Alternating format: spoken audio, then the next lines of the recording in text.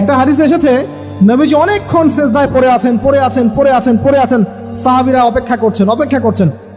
সেজদা থেকে মাথা তুললেন, নবীজি বললেন, সাহাবীদের দিকে তাকিয়ে বললেন যে আমি আল্লাহর কাছে 3টা জিনিস চাইলাম, আল্লাহ পাক 2টো দিয়েছেন, আমাকে একটা দিলেন না। কথা বুঝতে পারছেন? কি চাইলেন ইয়া রাসূলুল্লাহ? একটা হচ্ছে আমি দোয়া করেছি আমার উম্মত যেন এই মহাপ্লাবনে ধ্বংস না হয়ে যায়। আল্লাহ পাক বলেছেন ঠিক আছে, ওকে। আরেকটা হচ্ছে আমার উম্মত এর মধ্যে আল্লাহ পাক দুর্ভিক্ষ দিও না, ঠিক আছে? আল্লাহ পাক বলেন ঠিক আছে, এই উম্মতকে দুর্ভিক্ষ দিয়ে মেরে ফেলবো না। তৃতীয়টা আমি দোয়া করলাম, আল্লাহ আমার উম্মত যেন আপোষে মারামারি করে না মরে। কথা বুঝতে পারছেন? আল্লাহ পাক এটা কবুল করেন না। আল্লাহ পাক এটা বলেন নাই যে ঠিক আছে দিলাম, বরং এই উম্মতের মধ্যে একবার তরোয়াল উঠলে এটা নামবে না, চলতেই থাকবে।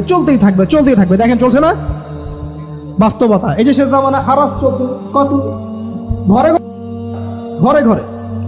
মানুষ এখন বাইরের সিরিয়ালগুলো দেখে তার ট্রেনিং শিখছে।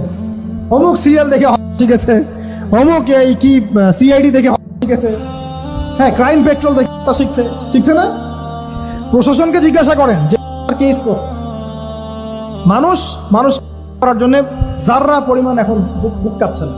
অথচ আল্লাহ পাক কোরআনে বলেছেন যে নিরপরাধ একটা মানুষকে মানে পুরো মানব জাতিকে হত্যা করা, আর একটা মানুষের জীবন বাঁচানো মানে পুরো মানব জাতির জীবন বাঁচানো।